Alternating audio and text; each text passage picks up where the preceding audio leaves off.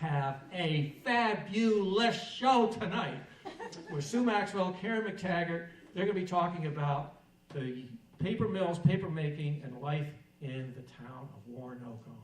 Thank you so much.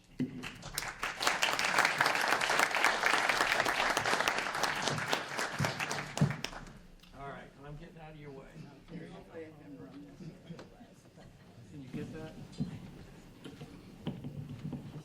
Yep, that's fine. All right, so we sort of gonna feel out what's going on in the room. So we're gonna ask a couple questions and ask you to raise your hand, and then we'll know where to go when we start talking. Did you work at Strathmore? Did you live there? Did you live in mill housing? Did you go to school there? Did you ever meet Mr. Moses? Bill, did you ever meet Mr. Moses? Too much all over. Okay, all right. So, to start, Karen and I are gonna sort of talk about how we melt into this DNA. I call it the Woronoco Brotherhood, but the Strathmorians of history. So, Karen, you start first. Oh, you're over there. All right, whatever. Hey, I'm Karen McTaggart, and I actually I grew up on Blandford Stage Road in Russell. Our family, the Sykes family, was a Strathmore workers' household. Our dad did the shift work, the swing shift. 7 to 3, 3 to 11, nights. So my mom had the schedule on the calendar. That was her job. Make sure that schedule was up there so everybody knew how to plan. And so my dad started working at Strathmore in '52. His father had passed away the year before, so he went to work to help his family. And so I guess he left high school, Westville High School, for a bit, but his supervisor, Mr. Maxwell, told him, either you go back to school or I'm letting you go. So my dad went back to school, and he worked, and my mom did his homework. So he graduated. So when they first, they started out, they were in the mill housing up the hill from the stockhouse, right next to Maxwell's, Lyle's, family. So my dad would walk down the little path in the stairs to the mill, and he told me how he when he was up on the third floor by the end of the inn, he used to look down, and he used to see the guys in the kitchen and stuff. And so my dad goes back like 45 years with the mill. We think he might be the oldest living employee, And one of them. and I was hoping to introduce him over there, but he didn't come because of his hearing. He lost his hearing to the mill. Strathmore took his hearing. So almost all of his retirement, he hasn't been able to hear without, a cochlear implant. So I think he felt he wasn't going to hear anything tonight, but we wanted him here just to be here. So we grew up, with the mill life. All of our friends were all in the same, situation. All the big families, their dad worked at one of the mills in town, but it was a good time. Okay, so my name is Susan Britton Maxwell, and my father-in-law was at least almost a 40-year veteran, and told her father he better get his act together and he wouldn't have a job. But anyway, how my family blends in here is that my father, my husband, and my brother worked at Texon, but Lyle's father worked at Strathmore. In that my mother was the historian and did all kinds of history. When I was a kid, I grew up with all the stories, and half of them I didn't believe, but now I know they're real. But one tidbit that I did find that this last winter we had quite a thing going on our Facebook page about the beehive, because Elba Perez wrote a book about growing up in the beehive at Strathmore Mills. Well, come to find out that my great-great-grandfather owned the property where they actually took the buildings down, and the mill bought it and started to build the houses in the beehive. So that's my connection to Woronoco. Never mind all of my history, research, and everything, and how I know everybody, and it's in their DNA. It's in their DNA. So we'll go on from there. Now we know sort of what our audience is. There anyone here that doesn't know one thing about Strathmore? Is there anybody? A couple people. Okay. And have you ever drove up Route 20 and gone through and see the remains of what's there? Okay. So we know where to go from there. So I just want to introduce the people that have come from afar, and also Dave Connolly over here, who was one of the last men working at the mill before it closed, and he really has like laryngitis tonight, so his daughter's going to read a story that he has. We'd like to turn this into, if you have a memory that you would like to share, we would like to hear it. And then we will talk about a few things, especially about Mr. Moses and his, you would call it today a social experiment, but his what he wanted for that village and his employees, and how it worked, and he was very famous. A lot of people don't know that. Even people that live in Russell don't know how famous he was. So we'll be giving you just a basic history. Bruce, could you come up? Okay. We want to talk about some of the mills before Strathmore, just to give a little history of those properties and stuff. So. I have it all written down, but you're much better. My name is Bruce Cordes. I did not grow up in Russell. I grew up in Westfield. My grandparents were Robert and Hildred Cordes, who had the antique shop on Route 23. Some of you may remember. And on the Palmer side of the family, my fourth or fifth great-grandfather, Isaac Palmer, actually owned, at one time he owned all the land from the number 2 mill all the way to where the Turnpike Bridge is now. So with that, I have a pretty deep background connection to the whole area. And also, my grandfather on the quarter side was actually, he was actually born in the Boy Scout camp within sight of the manor house. So I'll get back to the thing that struck me was I helped my father write the book on the history of Russell. There's some copies in the back to look at, or I have copies if you want to buy one. But the thing that struck me about the 3 mills as I learned more and more about it was when people talk about the 3 mills in Russell, they think of 3 paper mills, and nothing could be further than the truth, because the 3 mills were very, very different. Strathmore made paper, Westfield River made glass paper, glassine, that kind of thing. Texon originally, in the earliest days, was a paper mill, but then it turned into making the leatherette kind of fabric and things. So when people talk about the 3 mills, they instantly think around the river, you got 3 paper mills. I'd be very interested in any experiences that people have about how different they were. But basically, Crescent Mills was actually the first of the 3 mills. This goes back to Great Falls Paper Company. Was established, Cyrus Field of Atlantic Cable fame actually owned the mills up here. They leased them out to Johnson and Wales, Johnson Bales, and then Chapin and Gould Paper Company, and then eventually DuPont owned the mill.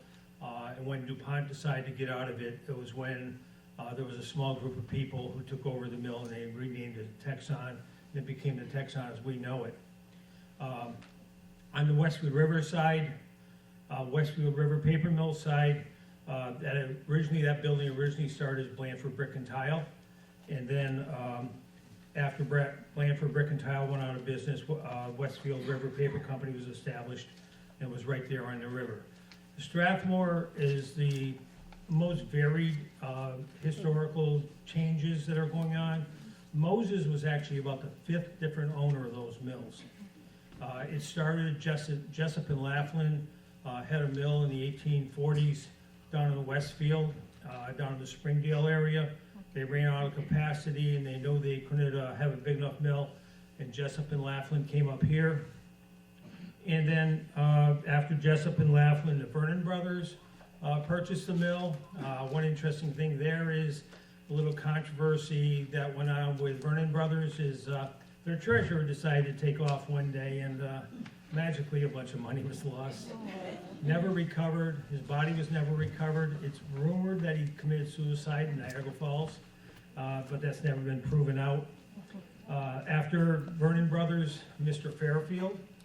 Interestingly, of course, most people realize that Woronoco started as Salmon Falls. And it stayed Salmon Falls until Mr. Fairfield bought the mills. That's when it became Fairfield. And it wasn't until Moses took over the mills that it got changed. It became Woronoco and it became Strathmore Paper Mills. So can I read this? Yeah, sure, go ahead. So, this is part of a newspaper article. I think they were tooting their own horn about things, but it said Fairfield Village, a station on the Boston-Albany Railroad, 13 miles west of Springfield in the town of Russell, is a pleasant, quiet place, chiefly remarkable for the surrounding mountain scenery, the fine power afforded by the Western River, and the manufacture of paper. The population is small and little other businesses done here, but it is the center of attraction region, the summer resort of many city people, handsomely laid out and well built with cozy homes. So there is I don't have it with me, but when Crescent Mills sold, when Cyrus Field was selling the paper mill, there was a beautiful picture made with this grandiosa, it told about the crescent and the river and how much water went over the dam and everything. So they always had bankers involved, even back then in the 1800s. Yep, there were bankers involved, to be sure. With Moses originally started in West Springfield in Midneek, and he worked for his uncle for 6 or 8 years at Midneek Paper. Then he decided to go off on his own, and that's when he became principal owner, or a majority owner of Strathmore before he actually moved up here to Woronoco. And then around 1905, I think it was, I'd have to look up, definitely, was when he merged Midneek and Strathmore into Strathmore Paper in both towns.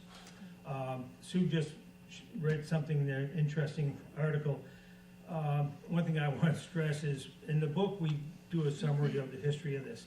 To give you an idea what this does to you, in researching my father, these are our notes on the mills. Okay, about a quarter of it is the Westfield Mills, and the rest of it is these 3 mills up here.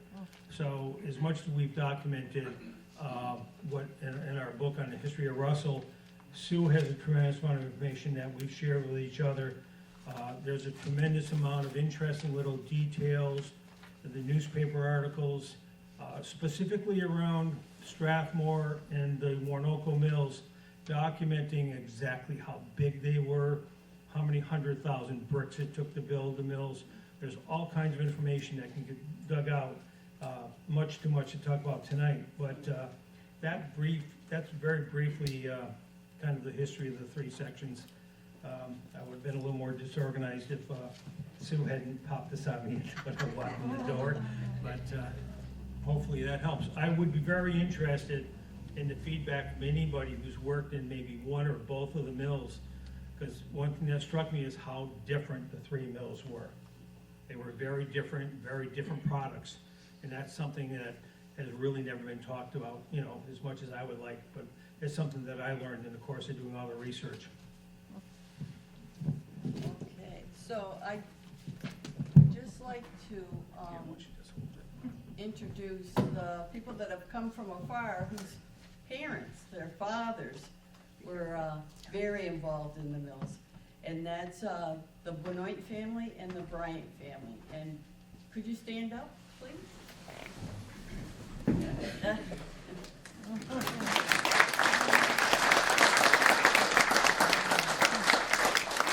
And maybe Bill from Vermont didn't know Mr. Moses, but Mr. Moses was his grandfather's brother. So there is a connection. There is a connection. So, you coming up, you want? Sure. Thank you so much. I'm going to tell us a story that it's really about history. And history has a way of changing. And sometimes you read something in a book and take it for the gospel. And it may not be exactly what it was. So the story that I want to tell you is that my dad was assistant superintendent in the number 2 mill under Harold Bowles. And one day they were in the office, it was 1953, and the rag room, they used to buy, in number 2 mill, they made very nice, that's where the bond paper was made. And it was 100% cotton in the early years. And it was beautiful paper. And so the rag room foreman came in, and they used to buy used U.S. mail bags because they were very fine. They were made with very good cotton. And so once the post office was no longer needing them, Strathmore would buy them by the thousands. I mean, they come in train carloads. So they came in, and the foreman said to my dad and Mr. Bowles, one of the ladies found this check in one of the mailbags. Well, in the 90th anniversary edition of the Strathmorian, they tell that story. And they tell how it was in the early 40s that this check was discovered, and not only was it discovered, but it had been endorsed and was being sent back to the mail. So it was what they called back then, it was a live check. I mean, and it was for, I can't remember what the book said, but it was a couple $1 million. Well, the fact of the matter is, it was in 1953, because here's a copy of the check. Oh, wow. And it was not the General Motors, it was a Studebaker Corporation. And it was not a couple of $1 million, it was $10,063,433.60. Oh, my God. So my whole point about saying, sometimes it's not quite, this is proof of when it was and how much it was and who it was to. Now, everybody in the mill said, boy, I'll bet Studebaker's gonna get her a brand new car. Well, you can imagine what happened. They never even thanked her. But the treasurer of Strathmore got a very nice letter from the treasurer of Studebaker thanking him for returning the check. So that's the story. And as I said, I didn't know Horace because he died 2 months after I was born. But I did know Alice, his wife, who died in the early 60s. And the only other story I'll tell is that I remember going to her house in Springfield, and it was the absolute worst experience of my life because I was told, you better behave. And I just sat there petrified. But Teddy And Dick Benoit can tell you that I didn't behave an awful lot when I lived in Woronoco. So, I think you're gonna hear some great stories. I think when we lived there, we didn't really know what we had. I'm not sure we really appreciated it. Now, Lyle and his three brothers lived next door because it was a duplex house. And our house was a mirror of their house. Our kitchens were back to back, and it was 3 stories. It was a big, and it was very well made. And if Lyle's mom or my mom wanted the dining room to be repainted, a crew from the mill came and took care of it. If I broke a window out, which I think I did once or twice, the mill came and repaired the. And I can tell you about going to school in Woronoco. It was the greatest time of my life. It was a 4-room schoolhouse. We had 2 grades. Agnes Sears, and any of you that grew up in Woronoco remember her. She probably taught some of your grandparents as well. She came to Russell too. And she came to Yes. Russell, yeah. She was just a wonderful, Oh, wonderful I teacher. have a story about Agnes Sears. Thank you. Now I can give you the. Really? Now I can give it. She wanted me to give it to Lyle, but I said, no, I missed you. So Agnes Sears was a teacher in Woronoco, but she also was a teacher in Russell. And then flash forward quite a few years, I was the treasurer of Russell, and she still had health insurance through us. And at one point, I had to go to her house in Westfield for her to sign some papers. So I went and I told her who I was, and she told me what I gave her for Christmas. She was something else, the most beloved teacher, I think, in the school system at the time. She used to read to us, and we just learned so much. It was amazing. So we'll go on with Mr. Moses. He was the founder of Strathmore Paper. He understood that physical, mental, and spiritual well-being of his workers was important. Woronoco became a model community with a community center, its own dairy herd, school, modern housing, and the personal interests of Horace Moses took in his employees. After his death in 1947, the vision of the harmonious community with Strathmore Paper at its center gradually faded. But he was famous for some of these things. He was the founder of the Eastern States Exposition, Wow. Junior Achievement, the Hampden County Improvement League. He had lots of philanthropy that he did with the YMCA, and there's a whole list of colleges and boards that he sat on, different paper companies and stuff. But I do have a quote from him, thanks to Wink. Success does not come on a golden platter. It's something which must be worked for. And that was a quote from, he was doing a graduation in 1931. Some of the things that I have learned, and I've made a couple of shadow boxes here, but I recently did a grant, a Veterans Heritage Grant, because Mr. Moses loved his veterans. And no matter what book you look at, or Strathmorian that you read, there's always something about his veterans. And he used to keep track of them. And then after World War I, he had 2 tablets made, bronze tablets, 31 inches wide, 52 inches tall. They had his employees from Woronoco and West Springfield listed on it. Now that tablet in Woronoco was at the community building, and it was called, what was it, Veterans Hall? Memorial Hall. Well, when they took that building down, they moved that tablet, which weighs over 150 pounds, to the VFW. Well, then the VFW was sold, and it ended up in the selectman's office. So from there, I found a grant and did the grant for 2 different projects for Mr. Moses' veterans. His World War I veterans on that tablet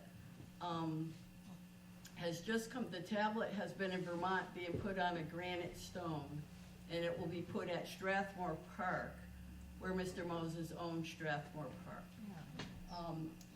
The second one was for 2 World War II veterans that died in World War II but were never memorialized. Peter Miller Jr. and Robert Brown. And we've had a memorial made for them, and it's in the Russelltown Park. So what I learned, and when I ever come up for air from all of this, I would like to really do more about the letters that he wrote. He used to send them money, and then they would write back and tell him where they were, and say, "You won't believe what I'm doing," kind of thing. And at his 80th birthday, before they cut the cake, he sent 48 telegrams to his veterans to wish them well. So, does anyone have any memories of any of his veteran stuff? Are you a veteran or had anyone that you knew that was on the tablets? And it's not a funny thing, but it's a coincidental thing that there's a Peter Miller on the World War I bronze plaque, and there's Peter Miller on the other. So it's all in the same family, I believe. And there's Peter Miller here. Yes, yes. Yep. I don't know that the first, I haven't been able to confirm that the Yeah. person in World War I was related, but certainly Peter Miller Jr. from Yes. World War II was my father's oldest brother. Yeah, and after I did all that research, I started to think that Peter was my brother or something. I was like, holy cow. I mean, he died and he's buried in Italy, and they sent me a picture of his stone, and then they gave me the copy of the bomber's diary, the unit, and what actually happened. Both were in airplane crashes, but it wasn't in a battle. The other gentleman was in an airplane crash out west somewhere in Idaho. But, and then this is a picture of the World War I veterans from Russell when they came home. Oh, wow. When they came home. And I have a couple of relatives on that. So, and Bill sent me some first day issues for Mr. Moses, because he's so famous. He had first day issue envelopes, and his thistle, which was his trademark for his paper. Go ahead. So I want to share a story on behalf of somebody who's not here tonight. I'm very good friends with a gentleman by the name of Lee Hamburg from Southwick. And this comes back to Russell, and this gets into one thing I want to mention. I always mention when I do these things. If any of you have got a scrap of paper that you think is insignificant, give it to Sue, copies. It's unbelievable how this stuff comes back. The story comes, I just learned this today. Lee Hamburg had shared some pictures with me. Does anybody remember the name George Ellis from Russell? Yes. Okay, George Ellis lived up on Highland Avenue. Just recently, within the last month or so, I discovered through Lee's mother was George Ellis's daughter.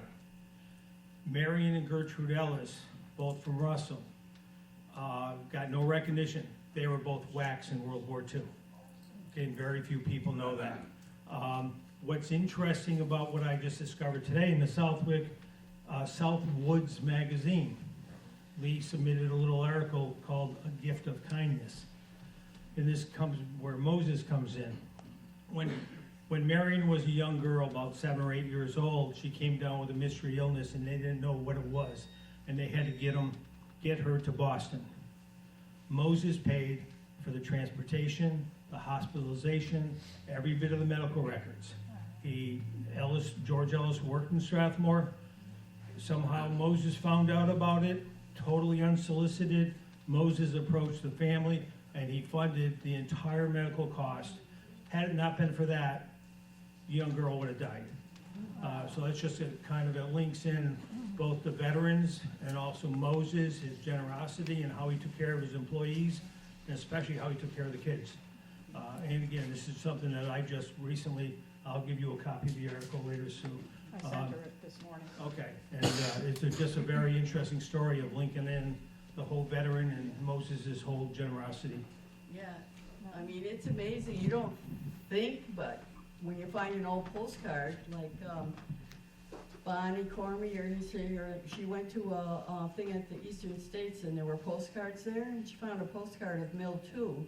And it ended up that it was either Lyle's father was sending it to his mother, or his mother sending it to his father. What are the chances of that, you know?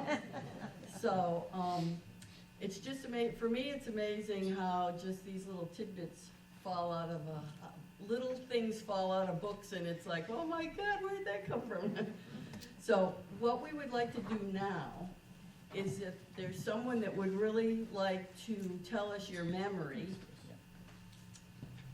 you could come up and speak, and then Dave Conley's daughter is gonna read a story that he has about, you're not? Well, I can do it, it's right here. Do you mind? No, I don't mind. Thank you. So Dave says, one night, everyone in the town must have heard the tremendous loud crash. A freight train on the Boston and Albany line had an accident. About a dozen cars derailed a third of the mile east of Mill 2. All of the machines were running smoothly in the mill with no upcoming changes or color grades, etc. I told, as I was the usual practice, the machine lead person that would be out of the plant for a while and where I was going. I walked down to the end of the Beehive section of town to talk to the newly arrived police and fire officials. I learned that there was no anticipated fire or explosion nor any leakage of hazardous material. After I learned that the mill did not need to be evacuated, I noticed a corral with a horse in it. The train tracks were about 50 to 60 feet higher than the site of the corral. One of the boxcars had rolled down an embankment and continued rolling until it stopped literally inches from the side of the corral. I went over to the corral fencing. The horse walked over to where I was, and I spent at least 10 minutes talking to the horse, saying that I thought the strange happenings were all over, and then there was no need to worry any further. I also said, I'm sorry that I didn't have an apple with me. So is there anyone that would like to come up with a memory? Or would like to make arrangements for us to like interview you in the future for memories? We do have a lady that wrote 40 different memories. Barnicki was her last name, Miller Barnicki, about growing up in Crescent Mills. And they lived on Valley View Avenue. And her father worked at the mill. And we have other people that have sent us memories, and I'm saving them all. They might become a book someday, who knows, you know what I mean? Because a lot of the detail in the memories is things that they knew, but maybe no one else knew. I'd share a couple of things. I'm Bob Kidd. I never grew up in Russell. Probably never grew up, period. But there's a book for sale in the back of the room that I wrote on Moses' life. And I've been impressed with him for years. And I will share you just a couple of quick stories. In the West Springfield Mills, if you worked in the West Springfield Mills or the Woronoco Mills, when they started, first of all, you worked a 72-hour week, 12-hour day, 6 days a week. And you might have made, back in whatever, you might have made as much as $9 a week. If you were a manager, you might get a whopping $18 a week. And that, that's nothing against Moses. That's the way it was. And I enjoyed your comment back there about being only 2 years old or 2 months old when he died. I speak publicly on Moses' life, and I'm very long-winded, so I won't keep going here. But I always like to tell people that, he died in 1947. I always have somebody raise their hand and say, Did you know him well?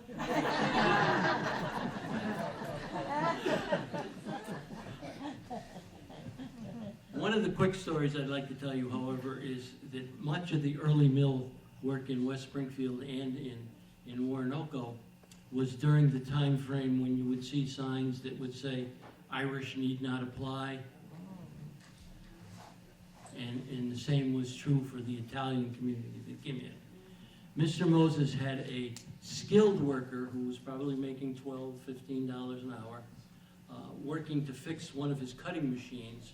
A gentleman who was an Italian gentleman, had 9 children, and the cutting machine let go and severed 3 fingers. Took him to the hospital took the rest of his fingers off, or the rest of the 3 fingers off. He was no workman's comp, as was pointed out, no health insurance.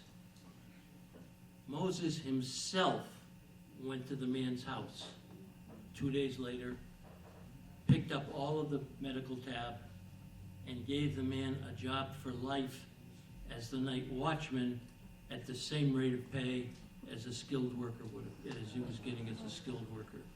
And that's the kind of guy he really was. He really, and one thing I will leave you with is, you know, we got people with lots of money in this country right now.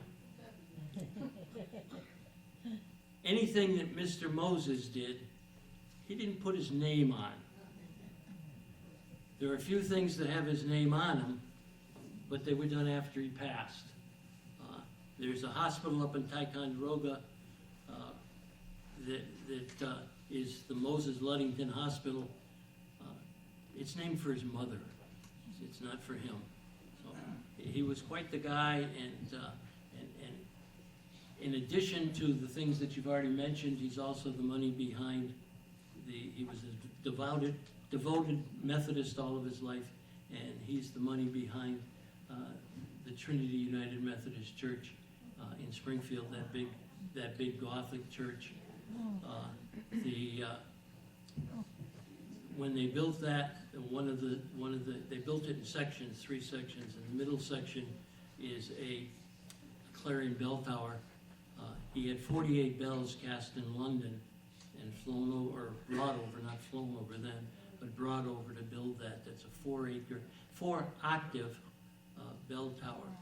When they built the 1,100-seat sanctuary, there was another meeting to raise funds, and Mr. Moses, with his wife Alice sitting beside him, stood up and said, "My wife will donate $200,000.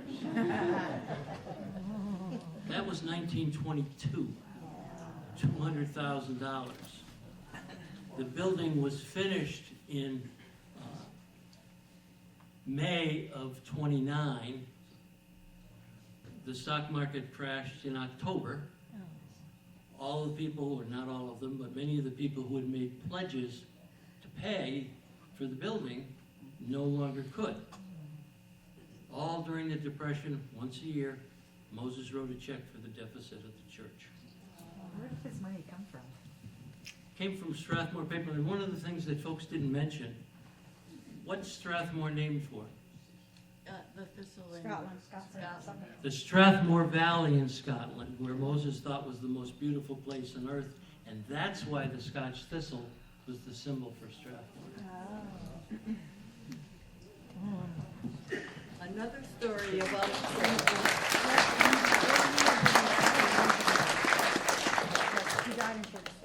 another story about the Depression I read where some men had to get laid off, but Mr. Moses told them, "I'll try to find another place for you. Don't pay your rent until you get hired back." So, I mean, that's his core community, family, and organizational skills. That we haven't really talked about the paper making, but it's very famous, and the artist brand is very famous. And some of the paper was used for invitations by the White House at times. And it still sells now. You can find it at Ocean State Job Lot. And it's sold in all kinds of stores and everything, and the watercolor artists love it. Now, does anyone have any questions? Karen, do you have anything to say?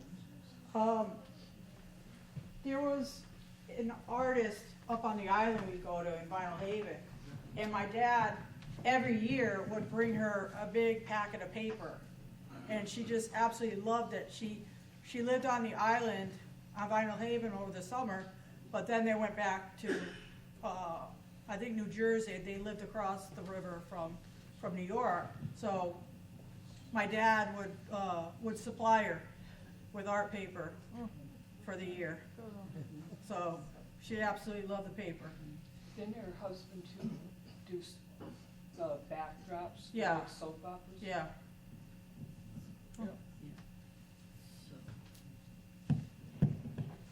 Well, when Hammer Mill and then International Paper bought the company, does it still have the Thistle logo? Not sure. I think if you hold up the paper, I'm Yes, not, but it's artistically distorted. Yeah. But it does, look like a Scotch thistle, but you can make it out as a thistle. I thought it said like Hammer Mill. Doesn't say Hammer Mill? I just didn't know if there was still the Thistle carried on. Yeah. I'm not sure. Hold up some paper. Yeah. Oh, Bonnie.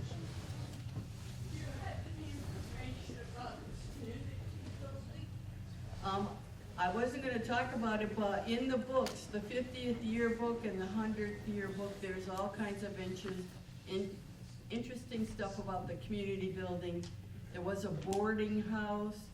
I'm trying to reconstruct the main street of Woronoco because there was a building called the Casino. Some buildings were torn down and other buildings were added or built on or whatever, you know. It's all gone now, and I believe when Hammer Mill bought, they didn't care about the mill housing or anything, they just wanted the paper mill. And someone said International Paper just wanted the name Strathmore because it was so famous. So I'm not sure if that's true or not, but. And the mill housing was beautiful, and it was made with great lumber, and there was an actual department. We have them all looking up at paper over there. Really? Yeah. Paper airplanes and everybody that didn't make a donation. So they used to have a department that, when someone moved out, they went in and painted and papered. If you had a leak in your plumbing, someone would come. It was just kind of amazing. Moses had a program for his houses. He owned 152 units in Woronoco. And the program was every unit got new paint or new paper every 2 years. Everybody got a turkey at Thanksgiving. Yep. There were skating lessons and swimming lessons at the pond. And today, if you buy good quality paper, it's Strathmore quality. It's just like Angus beef at the Big Y. Strathmore is now the top quality of the paper, and you'll see it in the watermark, Strathmore quality. Yes. And, you know, there were quite a few floods that did big havoc at all the paper mills. You know, 28, 36, 38, I think it was, and 55. I mean, sometimes they had to rebuild everything. They all had hydros also. Strathmore had a hydro, West Road River had a hydro, and Texon. To this day, there are 3 hydro dams in the town of Russell. So, Liz? Aaron and Sue, this gentleman in the back of the room, brought some memorabilia. He actually worked on a paper machine, so he brought the catalog for it. And he also brought the original paper, so I'll pass it and everybody hold it up to the light. Last paper that was made up of sheets, pass it around. So, and Mr. Bryan brought me a whole box full of memorabilia to add to our collection. 1997. Yeah. So I think there's a gentleman right here. Peter Miller. Maybe I sorted that. Just a couple different things. Somebody asked about the community center. We were lucky enough to have lived on the avenue, Valley View Avenue, with 3 different houses Yeah. during that time. And I think the last house that we lived in was the one closest to the community building, the club we called it. And we were in the upstairs apartment, and the minister for the church was in, we lived in what's called the parsonage, I guess, but Chief Janet was the one, was sort of the painter that did much of the, that he would go from house to house and, that sort of thing. But the club was just a great place. In fact, Mr. Moses had died by the time I grew up there, but he certainly instilled within the company, I think, a community culture. And at the club itself, of course, you remember the gymnasium, and then there was probably what they called Veterans Hall, where the pool tables were.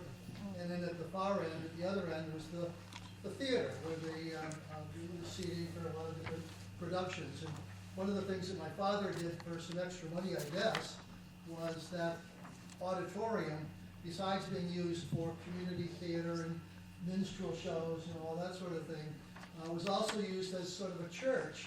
My dad would go in the morning, on Sunday mornings, and put up a portable Catholic altar and get the church set up, and it was serviced by St. Thomas Church and Our Lady of the Rosary. Priest would come up and say Mass in the theater early in the morning on Sunday.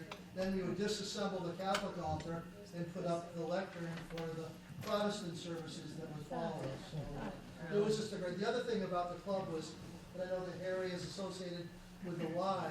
At that time, Strathmore had a very close, or at least the club, the community, with the YMCA, and you would have throughout the summer the YMCA from Westfield would send some staff down to Woronoco and have some recreational activities for us, whether it's softball outside or basketball, whatever it might be.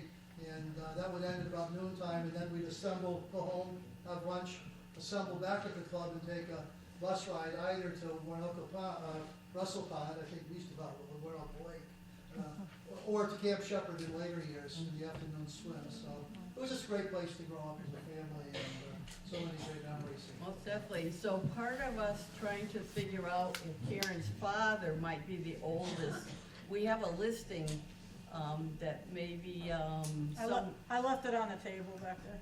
yeah, if you know of, maybe if someone could go and tell us who's passed and who still might be alive. I think we had 3 or 4.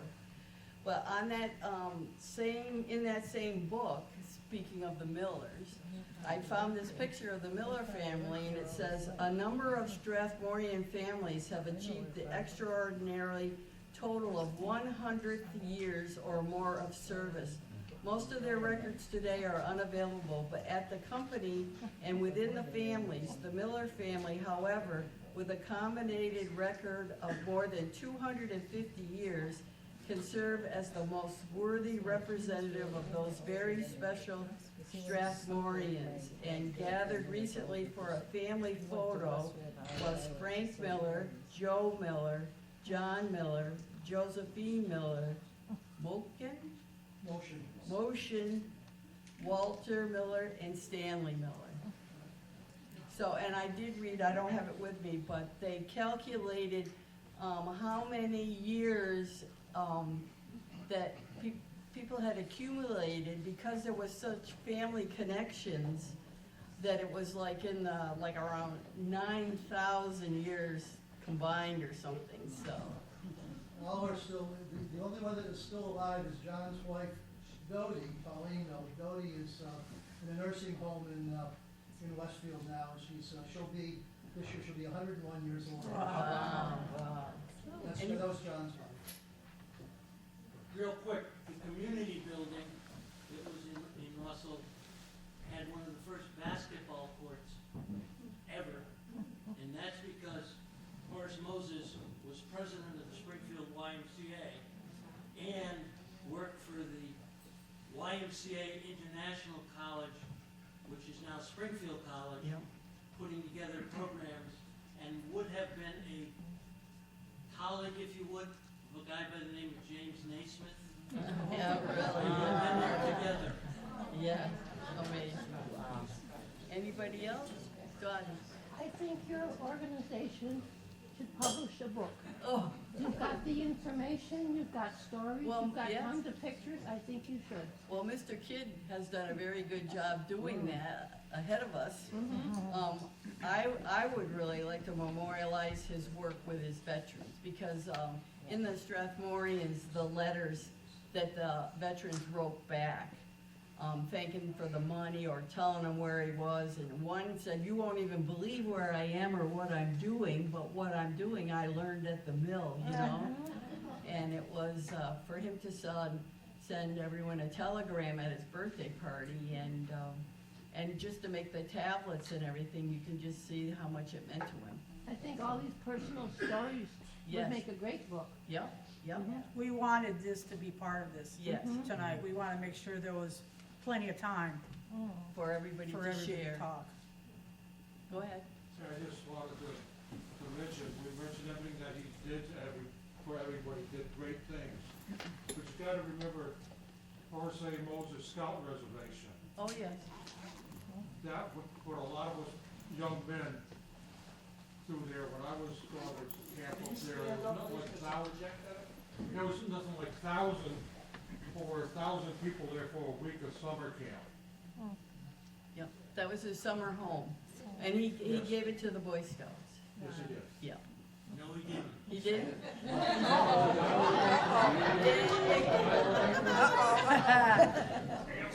He sold it to the scouts because he fundamentally had to believe if you gave things to people, they wouldn't take care of them. And the scouts held paper drives, and they sold another camp to put the money together. By today's standards, probably you sold it to him for 25 cents on the dollar, but he nevertheless sold it to him. This is a 70 years in scouting and counting, and still on the council, the local council, so you know what he's talking about. Yeah, for sure, for sure. The other thing, quickly, some of you might want to ask your grandmother or your mother, a lot of the paper, as they mentioned, was rag paper. That's where the stuff came from. And there were young high school aged girls primarily who worked amongst their first job at the mill was there would be ragmen who went around and collected the rags, and then they got to the mill. So they had the task of removing zippers and buttons before the stuff went in. Well, there is And a, if it was really nice, it might not go in any place. It might go home and be worn to school the next day. so there are some stories about the buttons in more than one location. One location was at Strathmore Park, and the town was having a new well put in. It had to have an archaeological study by UMass. And the only thing they could find was the front of the shirts with the buttons on it. And the other place was in Crescent Mills, behind the old school. The gentleman that owns that property now has found all kinds of, and they're, what do you call it? He wondered what it Yeah, was. He they- wondered why he was finding all Of these these, buttons. yeah, but what was the name of the buttons Oh, are, I whatever. But they used to rip the fronts off, and then the farmers used to just, till it in. But the one at Strathmore Park, when those kids from UMass were there doing that study, we had a forest fire across the river. It jumped the river, and it burned up their van. So, but they never found any remnants of any Indian, there weren't any arrowheads or, we've all been told that really the Indians were across the river from Strathmore Park. Sue, another comment here? So anyway, I'm sorry to correct you, but my grandfather was not Horace's brother. My great-grandfather was Oh, Horace's all right, that gives us a perspective. What I wanted to She tell had it you half right. a story about my grandfather, who was a 58-year employee at Strathmore. And he and Mr. Bud mentioned Ticonderoga, and the Bryan family was originally from Ticonderoga, as Mr. Moses was. And my grandfather worked as a fishing guide on Lake George in the 1880s, 1890s. And Horace was staying at the Roger Rock Hotel and employed my grandfather to guide him on the lake fishing. And they got talking, and Horace told him how he was starting this paper company in western Massachusetts. And my grandfather said, boy, I don't want to work on the farm my whole life. I don't want to be a fishing guide my whole life. By the way, my grandfather was the best fisherman I ever knew. But he said, could I get a job there? And Horace said, let's see how the fishing goes. And Horace had a standing order in all three mills, whether they had an opening or not, that if any young man from Ticonderoga came looking for a job, they made a job for him. Bonnie? I worked with a CPA once that lived in Woronoco, in the first apartments or houses. And he heard that the treasurer was leaving or retiring for Strathmore, and he went in to see Horace because he thought he was perfect for the job. And Horace asked him why he was there, and he said he wanted the job as a treasurer. And Horace said, well, you're not going to get the job as treasurer, and you're not going to have an apartment to live in if you don't start mowing your lawn and cleaning hair for the rest of the time. He didn't get the job. Anybody else? A little tidbit or? Talk about the beehive, what is that? The Beehive has many names. It was mill housing down past where the smokestack is. And I've come up with three different versions of what it was. First it started out that because there were so many houses, so many kids, so many people working shift work, that it was like a beehive. Then one of the memories said, one of the little old gentlemen had a beehive and somehow it got knocked over, and that might have been part of what the beehive was. So it's been quite the question of the year because Alva Perez wrote a book about growing up in the beehive in the 60s. And when we learned that she won an award by Simon & Schuster for her first novel, we all ran out and bought it. And it was very good. She's writing another book. So, and there's another lady, Karen, you can tell about the other lady. That's got yeah. I need to look at that information. There's another lady that wrote a book. She used to teach in Westfield and taught history and stuff, and she wrote, it's not really a trilogy, it's actually 4 books. But the first one is called Woronoco. And my husband read it, said it should be a movie. So is the beehive on the other side of the river? Yes, it's by the smokestack. Down, it's not Down there that little anymore. road. It's not, there's one house left there now. But it was a, busy place. And the first Puerto Rican families came there to work at the mill, lived in the beehive. And there were Polish people that lived on the avenue, so. I heard it's for sale. It is for sale. They had an estate sale recently, They sold it. They did sell it already. but someone went and they didn't have any historic stuff there. We were looking. And if anyone does have any historic stuff about Strathmore or anything in Russell, well, we're always interested in, if you don't want to give it to us, we'll scan it and save it for you, and I'm always working on memories, people's memories. Gloria? Have you run across any diagrams or drawings of the area over there? Yeah, actually, there's a map. Someone hand drew a map of the beehive and where all the things were. There are maps, but they don't show the actual where all the houses were. I haven't found anything on that, but. Steve Anderson, do you know anything about a map that would show down Woronoco and across the bridge? Yeah, yeah.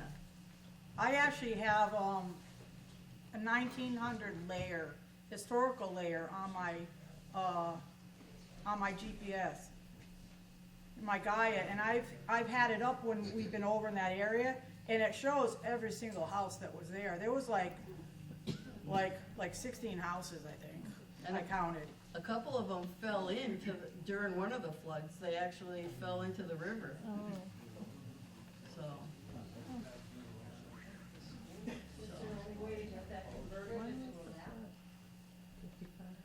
What? Oh, my Gaia? Oh, yeah, I can screenshot it, and I can make it into a. So, Carl? I'm just gonna share a memory. So, Carl lived in Westfield, my mother was a landlady in Russell, and she had close ties with her family in Russell. Every weekend, we'd drive from Westfield on a Sunday and look at the river, look at the different colors of the river. And my mother's sister was the, I just got she that. married Gordon Bush, and he was living in Woronoco, and we'd be up there for Easter dinner, and I just had pretty good memories of just walking around. The street was lined with pretty big trees, I think, at the time. And one of my favorite things was to go over to the condemned bridge and just like look down at the falls. It was just beautiful, and so I had good memories of that. It was a good time being up in there. It was a great place to grow up. Another part of history is that, have you ever heard of the canal that came from New Haven and went to Northampton? Well, there was a feeder from right by the Turnpike Bridge, right around there. It fed water to Westfield for the canal. That canal is actually still there. I've gone up and seen it, and when you go up there and look at it, it's amazing. Yep, that's a canal. And if you walk down the railroad tracks, what drew my attention to it was I saw this stone wall, reinforcement stone wall, and I'm thinking, why is that? Why do they have that part of the cliff reinforced with all these huge boulders, these big rocks? They're all cut rocks. And I went up on top and I said, oh my gosh, this is the canal that I had always heard about, and it is truly the feeder canal. So it's there. It goes right up to where the sand pit is now. One of the interesting things about that, what Harry's talking about, is when you're under the Turnpike Bridge, you're at base to go Mountain, and it's rock. And you can't pour water to a rock channel, because it'll just go down. Roughly they had built 300 feet of wooden aqueduct, that as the feeder was coming down, approaching where the Turnpike Bridge is now, they had built 300 feet of wooden aqueduct to go around the base of Tacoma until it got back to dirt, to where they could again have a dirt feeder channel. The interesting thing about that is the gentleman by the name of Carl Walter, who is the most knowledgeable person about the whole canal, has been researching this for 30 years.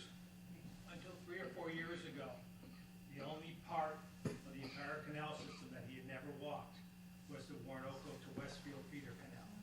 And I was able to take a walk with him one day, and we went down there, and he explained all this. But you can still, if you were at number 2 Mill, then you cross the railroad tracks, you go in just a little bit towards the base of the hill, and you go in there, and you can, the whole channel right there, you can see the channel, takes you right down around the bridge.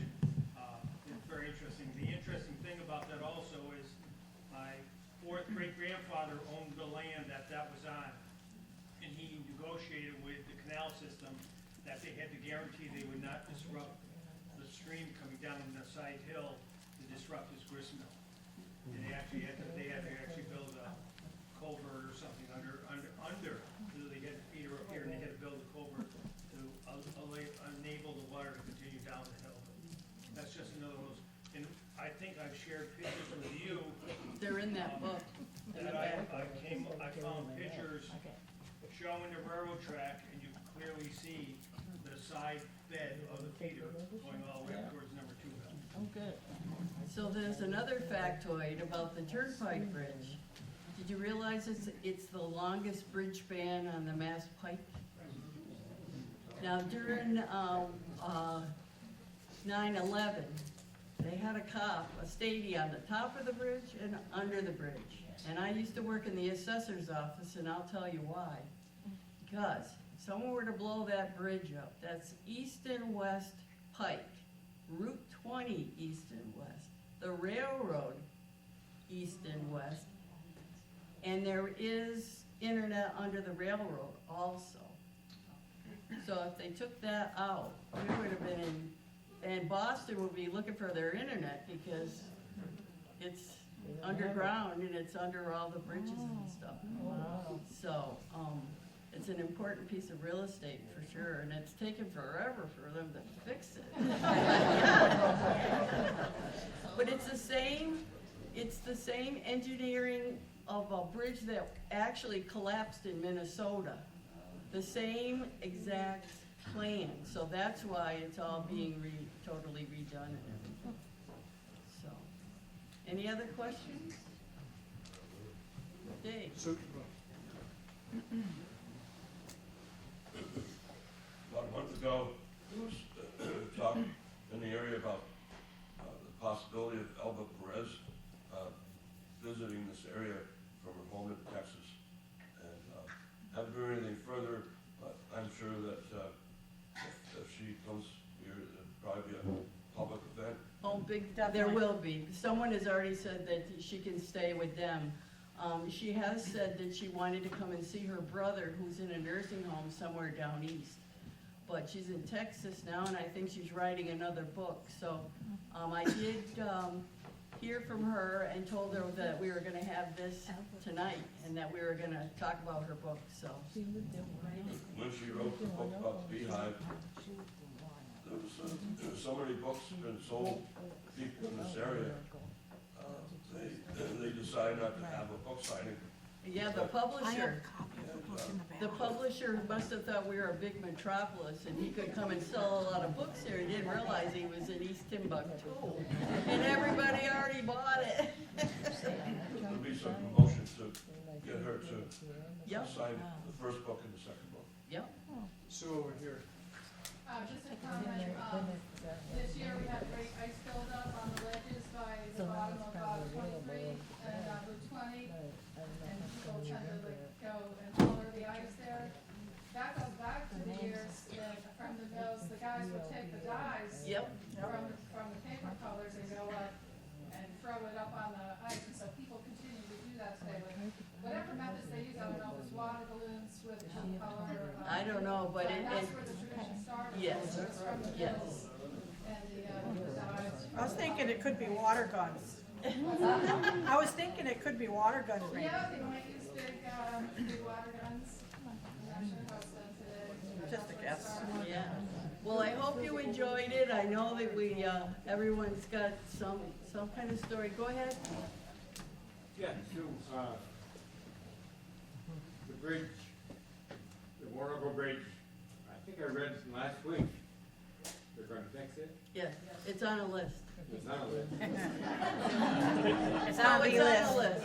It's on a list, and actually, the Historic Commission got a letter from DOT, because it's in a historic district, they wanted it to know if there was something special that we wanted to happen, or we just wanna have it to happen, you know.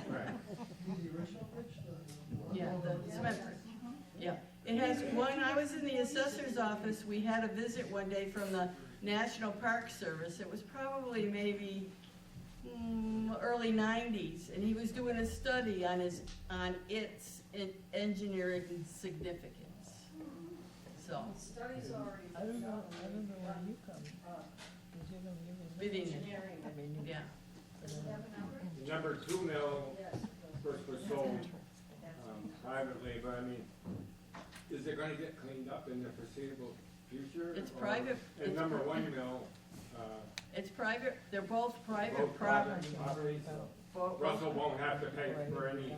Well, who knows, there might be grants, they're supposed to be, supposedly, I don't know that they're brownstones, but there might be grants available and stuff, but, they're still owned by people and, who have grandiose ideas, but they don't have deep pockets to follow through with all of that. So, Number 1 mill is coming down, it's being demolished.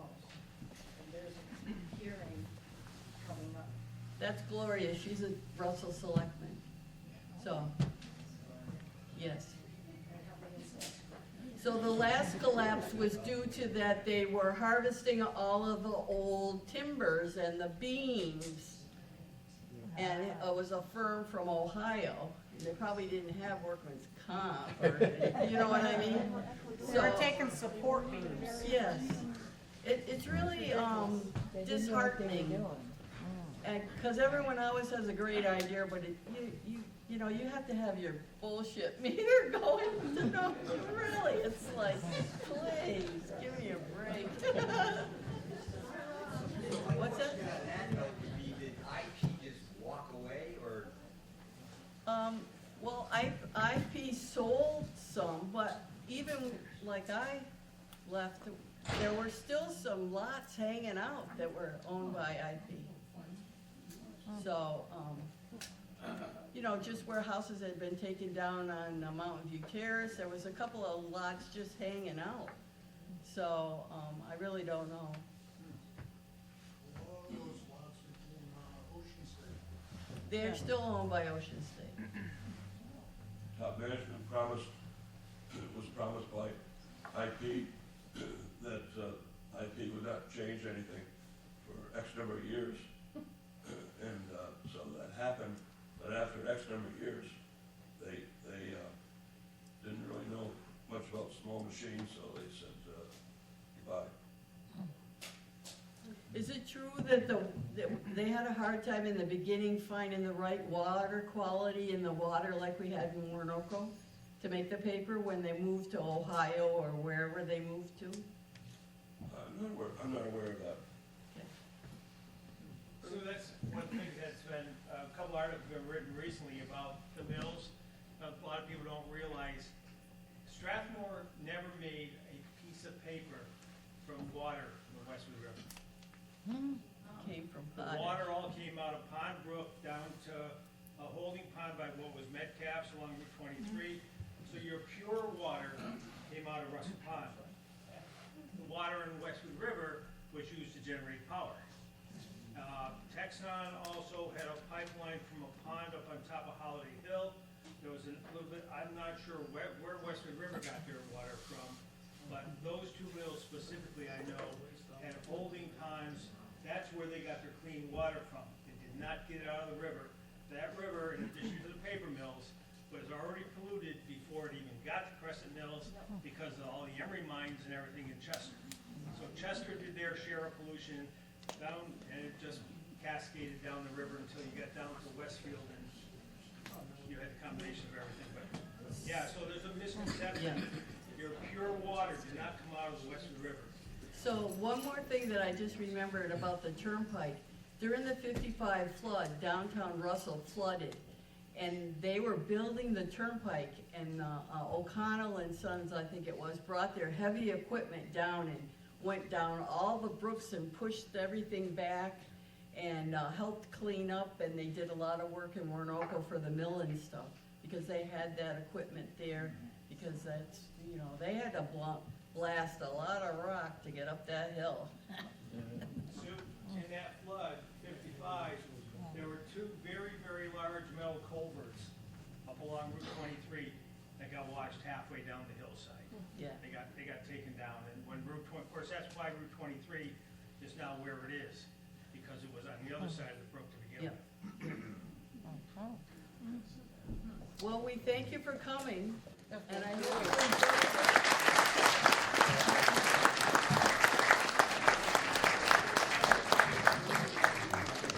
I just want to say thank you to everybody who came before you leave. You know, what was really striking to me, I've lived here with my wife in Westfield over in Wyven for 34 years, and we know this area really well because we're always over here, especially in the fall for all the colors, and we hang out on the bridge going through the center of Russell and stuff. But what's really striking, it's hard to look at Woronoco today to see the mess that's there, especially Mill number 2, and then the collapse over on number 1. Woronoco Road isn't even able, you can't even drive through it right now because it's closed down. But the memories here about the history, the heritage, the emotions, the great memories that you all have, is really wonderful. Those need to be cherished, they need to be held close, they need to be written down, and they need to be shared with your family members as you go forward, because as we go on, we lose them forever. Special thanks to our friends from Vermont, New Hampshire over here. Thank you so much for coming down. We really appreciate it. Bruce Cordes, thank you so much for all your input on the books you've been writing. How about another round of applause? Sue Maxwell, Karen McTaggart, Russell Historical Society, thank you so much. You guys rock. Thanks everybody for coming. Have a great